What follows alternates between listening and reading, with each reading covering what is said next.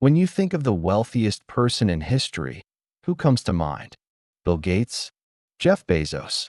Maybe an oil tycoon like Rockefeller? Well, what if I told you the richest person who ever lived wasn't any of them? He was an African king, a ruler whose staggering wealth was so immense, it's almost impossible to calculate today. His name was Mansa Musa, the 10th Mansa, or King of Kings, of the Mali Empire. Forget what you think you know about history, because today we read journeying back to the 14th century to uncover the story of the man who literally broke economies with his generosity and built an empire of gold. To truly grasp the scale of Mansa Musa's wealth, we have to understand where it came from.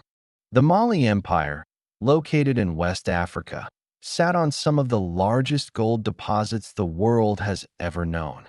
We're talking about vast, rich mines that, at the time, were responsible for more than half of the entire world's gold supply. Mansa Musa wasn't just a king. He was the custodian of an almost unimaginable natural treasure. The gold wasn't just a currency. It was the foundation of his power, the lifeblood of his kingdom, and the very symbol of his divine right to rule. Under his leadership, the empire expanded dramatically, stretching over 2,000 miles and encompassing modern-day countries like Mali, Senegal, Gambia, and Guinea. He controlled crucial trade routes across the Sahara, and his influence was felt from the shores of the Atlantic to the heart of the desert. But it was his legendary pilgrimage to Mecca in 1324 that etched his name into the annals of history forever. This wasn't just a religious journey. It was a spectacular procession designed to announce the Mali Empire's arrival on the world stage. Imagine a caravan stretching as far as the eye can see. Chroniclers of the time reported that his entourage included 60,000 men, all dressed in fine silks. It included 12,000 attendants, each carrying a 4-pound bar of pure gold.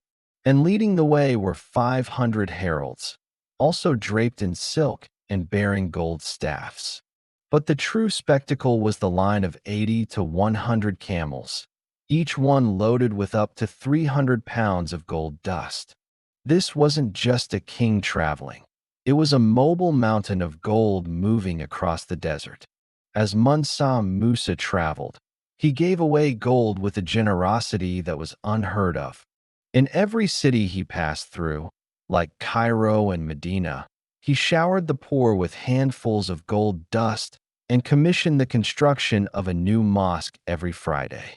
His generosity was so lavish that in Cairo, he gave away so much gold that he completely destabilized the local economy. The value of gold plummeted and didn't recover for over a decade. Think about that for a second. One man's generosity was so immense it caused a regional economic crisis.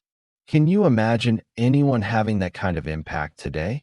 Eyewitnesses were left speechless, describing a king of immense power and dignity, whose kindness was as legendary as his wealth. He put his empire and himself on the map, literally. European cartographers soon began drawing Mansa Musa on their maps of Africa, often depicting him sitting on a throne, holding a golden scepter and a massive gold nugget. But Mansa Musa was more than just a wealthy ruler. He was a visionary builder and a patron of knowledge. When he returned from Mecca, he brought with him the most brilliant minds he could find: scholars, architects, poets, and scientists from across the Islamic world. His goal was to transform his empire into a global center of learning and culture. The crown jewel of this ambition was the city of Timbuktu. Under his patronage, Timbuktu was reborn. He commissioned the construction of magnificent mosques, including the legendary Djinguereber Mosque, which still stands today, built by an Andalusian architect he brought back from his pilgrimage. He also established the University of Sankore, which became one of the most important centers of learning in the world, housing an estimated 700,000 manuscripts and attracting students from all over Africa and the Middle East. Timbuktu became a beacon of intellectual light, a city where books were more valuable than gold, and where diverse ideas flourished. This was Mansa Musa's true legacy, not just an empire built on gold, but an empire built on knowledge. So what happened to this golden empire? After Mansa Musa's death around 1337, the empire began a slow decline. His successors lacked his vision and leadership, and internal conflicts began to weaken the state from within. External pressures from rival kingdoms and rising nomadic groups also took their toll. The vast trade routes became harder to control, and the once mighty empire eventually fractured and was absorbed by new regional powers, like the Songhai Empire. The golden age of Mali faded, and the story of its fabulously wealthy king was, for a long time, largely forgotten by the wider world, becoming more of a legend than a historical fact. Timbuktu, once the thriving heart of an intellectual and commercial powerhouse, slowly faded from global prominence. Yet, the legacy of Mansa Musa endures. He represents a period of African history that is often overlooked, a time of immense wealth, power, and cultural achievement. His story challenges the narrow narratives we are often taught and reminds us that great empires and brilliant leaders have emerged from all corners of the globe. He built a sophisticated civilization that valued education as much as wealth. He showed the world the power and richness of West Africa, leaving behind architectural marvels and intellectual institutions that testify to his greatness.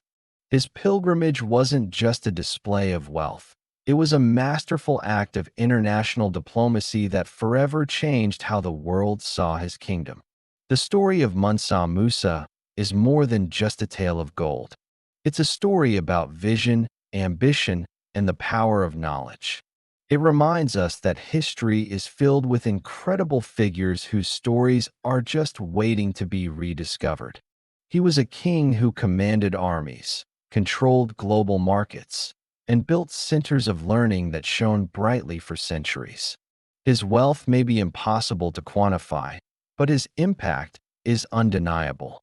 He was, and perhaps still is, the richest man in history, but his true treasure was the golden age he created for his people. Thanks for joining me on this journey back in time. If you found this story as fascinating as I do, please hit that like button and subscribe for more hidden histories from around the world. Let me know in the comments what other historical figures you'd like to see covered. See you in the next video.